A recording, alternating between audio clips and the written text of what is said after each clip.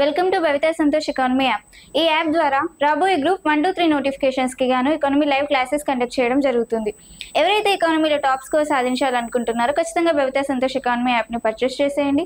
App price వచ్చి only 499 rupees. And ఇందులో test series కూడా అవైలబుల్గా ఉన్నాయి ఓన్లీ 99 రూపీస్కే. కాబట్టి ఖచ్చితంగా పర్చేస్ చేసేయండి. అండ్ ఈరోజు డైలీ కరెంట్ అఫైర్స్లో భాగంగా కొన్ని క్వశ్చన్స్ని మనం మాట్లాడుకుందాం.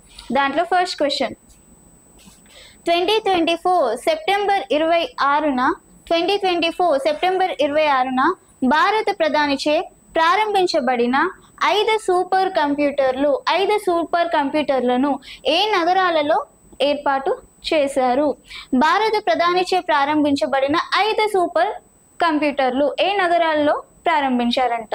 మరి ఏ నగరాలలో ప్రారంభించారు అన్నప్పుడు న్యూఢిల్లీ, కలకత్తా, పూణే మరియు నోయిడా.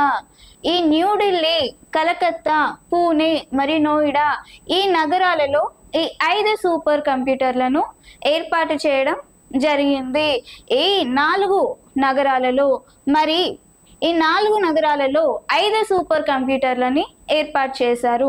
మరి ఏంటా సూపర్ కంప్యూటర్లు అని మనం చూసుకుంటే, ఫస్ట్ న్యూఢిల్లీ, కలకత్తా, పూణే నుండి పరంరుద్ర అనే కంప్యూటర్ని ఏర్పాటు చేయడం జరిగింది. మరి నోయిడా నుంచి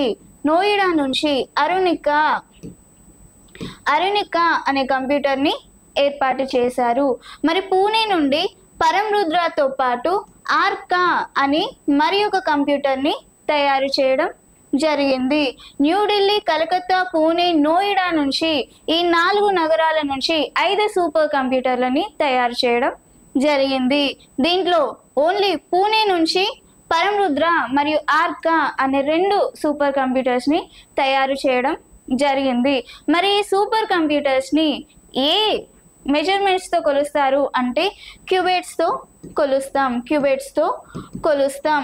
ఈ 25 క్యూబిట్స్ సామర్థ్యంతో రీసెంట్గా ఏ స్టార్టప్ విడుదల చేశారు అంటే QPIAA అనే 25 క్యూబిట్స్ సామర్థ్యంతో ఒక QPIAA అనే క్వాంటమ్ టెక్నాలజీ కంప్యూటర్ని తయారు చేశారు. క్వాంటమ్ టెక్నాలజీతో భారతదేశాన్ని మరింత ముందుకు తీసుకెళ్ళాలి అన్న ఉద్దేశంతో ఈ 25 క్యూబిట్ సామర్థ్యం గల QPIAA అనే సూపర్ కంప్యూటర్ QPIAA అనే ఒక స్టార్టప్ని తీసుకురావడం జరిగింది. మరి ఈరోజు క్వశ్చన్లో ఆప్షన్ ఏ పైవన్నీ సరైనవే అనేది కరెక్ట్ ఆన్సర్గా చెప్పుకోవచ్చు. ఏ నగరాలలో తయారు చేశారు? న్యూఢిల్లీ, కలకత్తా, పూణే మరియు నోయిడాలలో తయారు చేశారు. సెకండ్, భగవద్గీత మరియు నాట్యశాస్త్రం పురాతన హస్తప్రతులను యునెస్కో వారు ఏ జాబితాలో చేర్చారు? వేదవ్యాసుడు రచించిన భగవద్గీతాని మరియు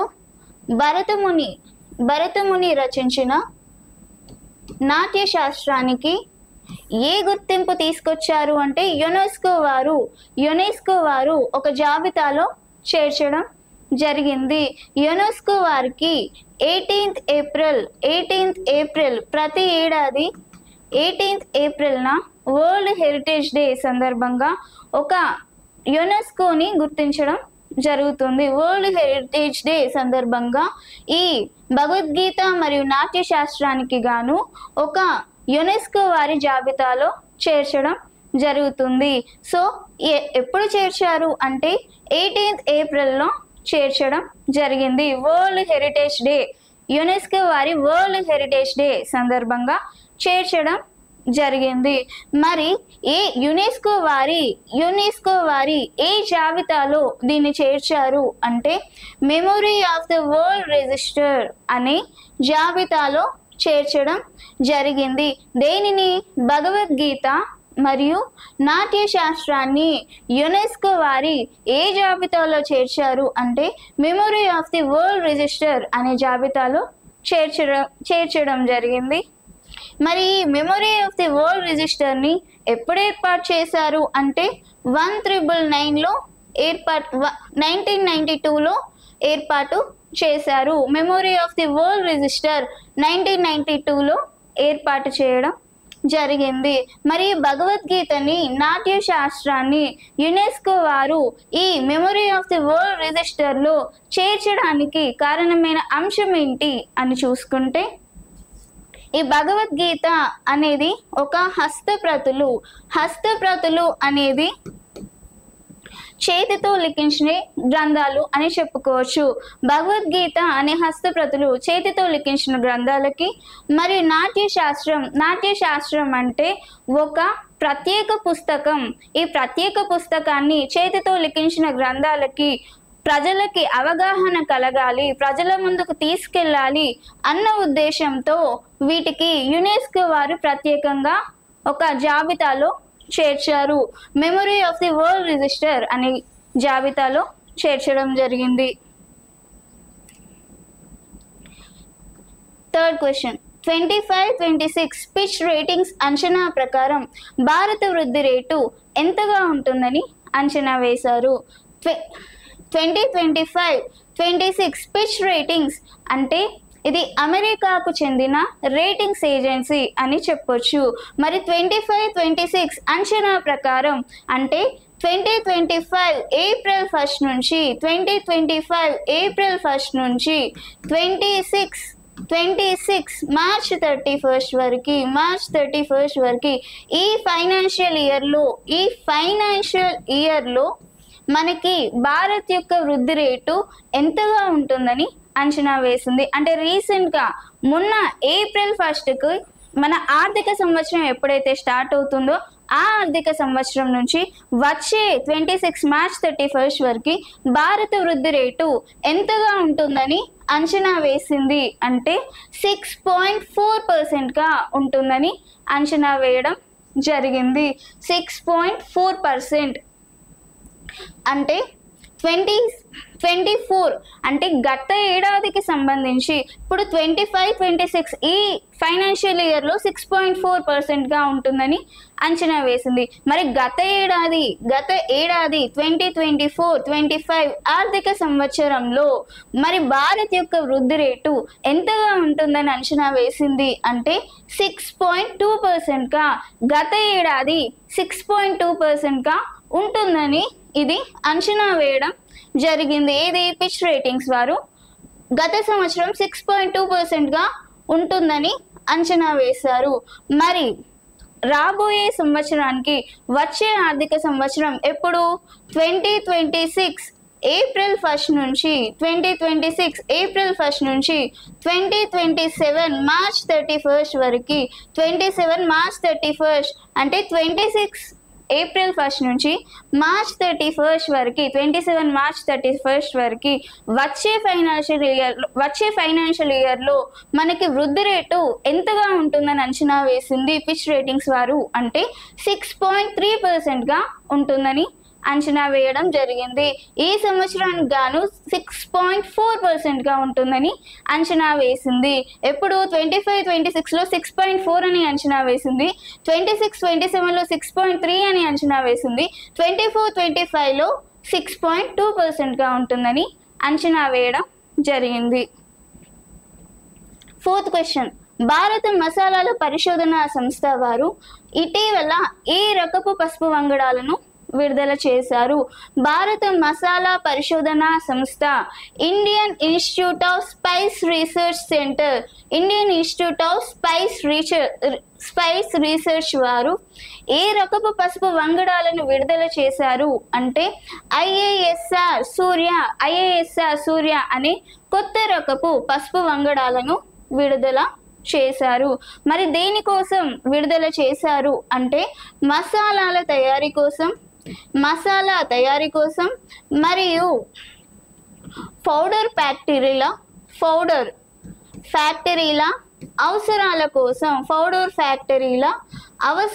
కోసం ఏర్పాటు చేయడం జరిగింది. దేనికోసం? మసాలా తయారీ కోసం మరియు పౌడర్ ఫ్యాక్టరీల తయారీ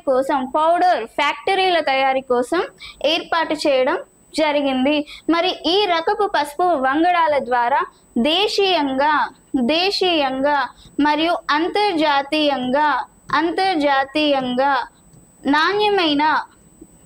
పసుపును సరఫరా చేయొచ్చు అన్న ఉద్దేశంతో ఈ కొత్త రకపు పసుపు వంగడాలను ఏర్పాటు చేశారు. ఏ రకపు? ఐఐఎస్ఆర్ సూర్య అనే కొత్త రకపు పసుపు వంగడాలను నాణ్యమైన సరఫరా కోసం, దేశీయంగా అంతర్జాతీయంగా నాణ్యమైన సరఫరా కోసం ఏర్పాటు చేయడం జరిగింది. 5th క్వశ్చన్, గుండెకు ప్రత్యామ్నాయంగా పనిచేసే ఈ యాక్టా అనే అవయవాన్ని ఏ శాస్త్రవేత్తలు గుర్తించారు? గుండెకు ప్రత్యామ్నాయంగా పనిచేసే యాక్టా, ముందుగా యాక్టా అనేది ఏంటి అంటే మనకి బృహద్దమని లేదా మహాధమని అని చెప్పుకోవచ్చు. బృహద్దమని లేదా మహాధమని. ముందుగా ఈ ధమనుల గురించి, సిరల గురించి మనం ఎక్కడ తెలుసుకుంటామంటే బయాలజీలో ఎక్కువగా కనిపిస్తుంది. మరి ధమనులు సిరలు అంటే ఏంటి అని ఒకసారి చూసుకుంటే, ధమనులు అనేవి కొంచెం దళసరిగా ఉంటుంది అని చెప్పొచ్చు. సిరలు అనేవి కొంచెం పలుచగా ఉండేవి అని చెప్పొచ్చు. మరి ధమనులు అనేవి ఏ పని చేస్తాయి అంటే గుండె నుండి రక్తాన్ని వేరే అవయవాలకి తీసుకువెళ్ళడంతో సహాయపడుతుంది. గుండె నుంచి రక్తాన్ని వేరే అవయవాలకి తీసుకెళ్ళడానికి ఉపయోగపడుతుంది. ఏది? ధమనులు. ఇవి కొంచెం దళసరిగా ఉంటాయి. మరి సిరలు అనేవి ఏ పని చేస్తాయి అంటే ఇతర అవయవాల నుండి రక్తాన్ని గుండెకు తీసుకెళ్లడంలో సహాయపడుతుంది. ఇదేమో గుండె నుంచి వచ్చే రక్తాన్ని ఇతర అవయవాలకు చేరవేస్తుంది ధమని. సిరలు అనేవి ఇతర అవయవాల నుంచి రక్తాన్ని గుండెకి చేరవేస్తుంది. మరి అలాంటి ధమనిని గుర్తించడం జరిగింది, అలాంటి బృహత్ ధమనిని గుర్తించడం జరిగింది. ఎవరు ఏ శాస్త్రవేత్తలు గుర్తించారు అంటే అమెరికా శాస్త్రవేత్తలు గుర్తించడం జరిగింది.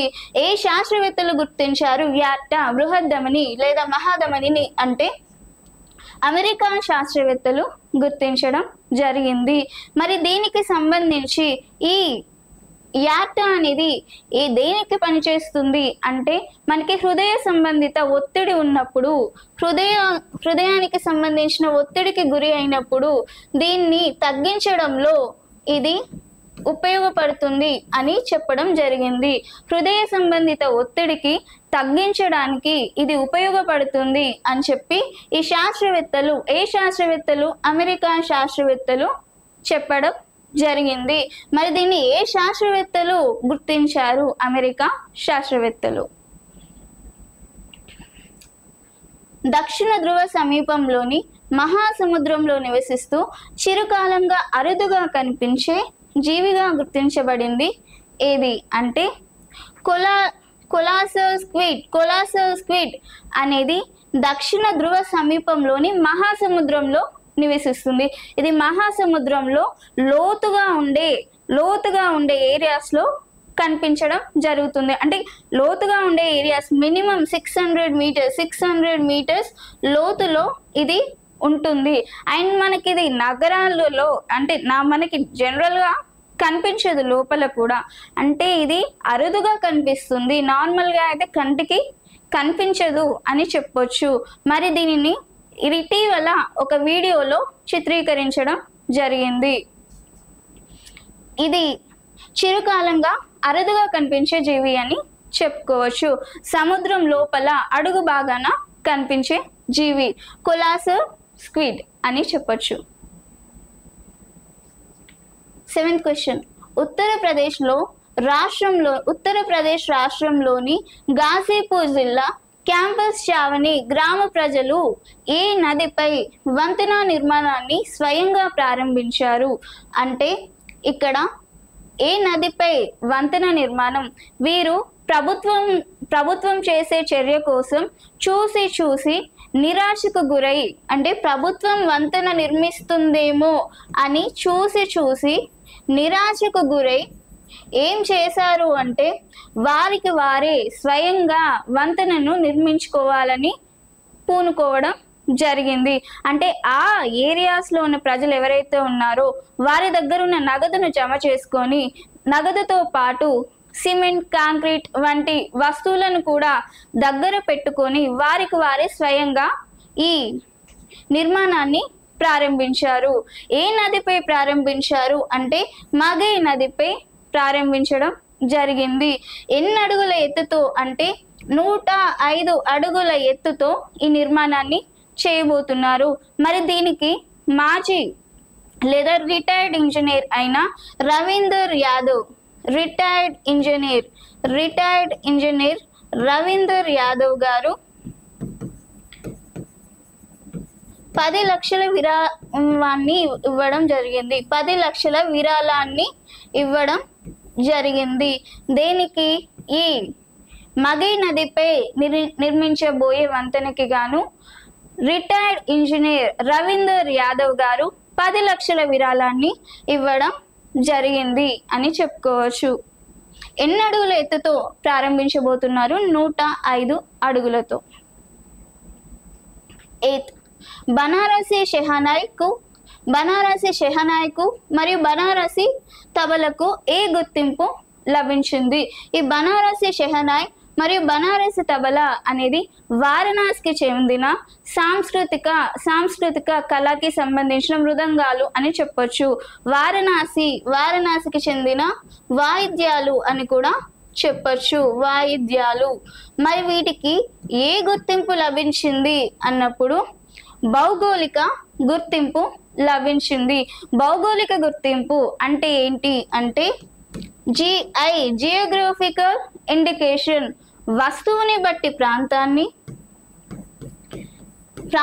బట్టి వస్తువుని గుర్తించడం, వస్తువుని బట్టి ప్రాంతాన్ని బట్టి వస్తువుని గుర్తించడాన్ని ఏమంటారు? జియోగ్రఫికల్ ఇండికేషన్, భౌగోళిక గుర్తింపు అంటారు. ఇప్పుడు మనకి తిరుపతి ఫేమస్ లడ్డు, కాకినాడ ఫేమస్ కాజా, హైదరాబాద్ ఫేమస్ బిర్యానీ, అలా వస్తువుని బట్టి ప్రాంతాన్ని బట్టి వస్తువుని గుర్తించడాన్ని GI, జియోగ్రఫికల్ ఇండికేషన్, భౌగోళిక గుర్తింపు అంటారు. మరి భౌగోళిక గుర్తింపు ఏ చట్టం ద్వారా ఇవ్వడం జరిగింది అంటే geographical indication of goods register and protection act 1999 ప్రకారం, geographical indication of goods register and protection act 1999 ప్రకారం, ఈ చట్టం ప్రకారం మనకి GIని, జియోగ్రఫికల్ ఇండికేషన్ అనే భౌగోళిక గుర్తింపుని ఇవ్వడం జరిగింది. మరి ఏ సంస్థ వారు ఇచ్చారు అంటే GIR, జియోగ్రఫికల్ ఇండికేషన్ రిజిస్టర్ అనే చెన్నై కేంద్రంగా పనిచేస్తున్న సంస్థ ఈ GIని ఇవ్వడం జరుగుతుంది. 9th, ప్రపంచంలోనే తొలిసారిగా 3D ప్రింటెడ్ సైనిక బంకర్లను IIT శాస్త్రవేత్తలు తయారు చేశారు. 3D ప్రింటెడ్ సైనిక బంకర్లు అనగా మొదటగా ఏంటి అంటే మనకి ఆర్మీ వాళ్ళ కోసం ప్రత్యేకంగా తయారు చేయబడినవి అని చెప్పొచ్చు. ఇవి బుల్లెట్స్ మరియు అటాక్స్ ని తట్టుకునేలా ఈ బంకర్లని తయారు చేస్తారు. బుల్లెట్స్ మరియు అటాక్స్ ని కూడా తట్టుకోగలిగే ఒక గోడ అని చెప్పొచ్చు. దీనిలో సైనికుల నివాసం ఉండడం కూడా జరుగుతుంది. సైనికుల నివాసాల కోసం కూడా ఈ బంకర్లు అనే వాటిని ఏర్పాటు చేసుకోవడం జరుగుతుంది. అంటే దేనికి? బుల్లెట్స్ ని అటాక్స్ ని తట్టుకోవడానికి ఏర్పాటు చేయబడే ఒక గోడ అని చెప్పొచ్చు. మరి ఆ బంకర్లలో తొలిసారిగా ఒక 3D ప్రింటెడ్ సైనిక బంకర్లను ఒక IIT శాస్త్రవేత్తలు తయారు చేశారు. 3D ప్రింటెడ్ బంకర్స్ మరి ఏ IIT శాస్త్రవేత్తలు తయారు చేశారు అంటే హైదరాబాద్ మరియు simply force creations, IIT Hyderabad మరియు సింప్లీ ఫోర్స్ క్రియేషన్స్ వారు ఈ 3D ప్రింటెడ్ సైనిక బంకర్లను తయారు చేయడం జరిగింది. సైనికులకు ఎలాంటి వాతావరణ పరిస్థితుల్లోనైనా మరియు ఎలాంటి ఆక్సిజన్ అందని ప్లేస్లో కూడా ఈ బంకర్స్ అనేవి ఉపయోగపడతాయి అని చెప్పి ఏర్పాటు చేయడం జరిగింది. ఇది సముద్ర మట్టం నుంచి 11,000 అడుగులతో ఉంటుంది అని వివరించడం జరిగింది. 10th question. కేంద్ర రక్షణ శాఖ మంత్రి రాజ్నాథ్ సింగ్ 2029 నాటికి రక్షణ ఉత్పత్తుల తయారీ విలువ ఎంత వరకు పెరుగుతుందని వెల్లడించాడు. రక్షణ శాఖ మంత్రి రక్షణ ఉత్పత్తుల తయారీ విషయంలో 2029 నాటికి 3 లక్షల కోట్ల వరకు పెరుగుతుందని వెల్లడించడం జరిగింది. రక్షణ ఉత్పత్తుల తయారీలో ఈ ఏడాదికి గాను 1.0 లక్షల తయారీలు చేసిందని, తయారీ వరకు పెరిగిందని ఎవరు వెల్లడించాడు అంటే కేంద్ర రక్షణ శాఖ మంత్రి రాజ్నాథ్ సింగ్ ఈ ఏడాదిలో 1.06 లక్షల వరకు రక్షణ ఉత్పత్తులు తయారయ్యాయి అని వెల్లడించడం జరిగింది. మరి 2029 నాటికి ఈ రక్షణ ఉత్పత్తుల తయారీ అనేది 3 లక్షల కోట్లకి పెరుగుతుందని ఈయన వెల్లడించాడు.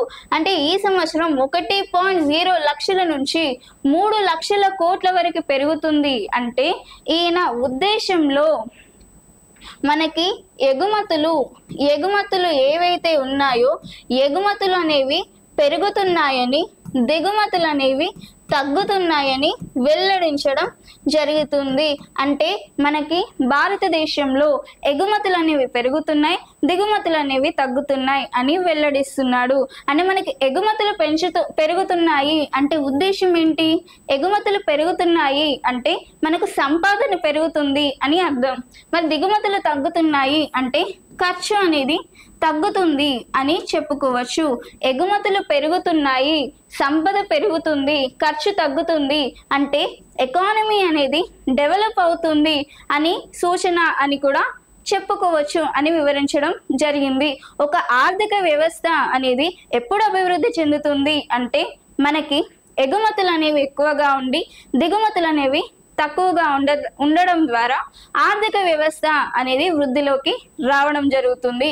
మరి ఆర్థిక వ్యవస్థ అనేది వృద్ధి చెందుతుంది కాబట్టి 2029 నాటికి రక్షణ ఉత్పత్తుల తయారీ అనేది 3 లక్షల కోట్లకి పెరుగుతుంది అని చెప్పి ఈయన వివరించడం జరిగింది.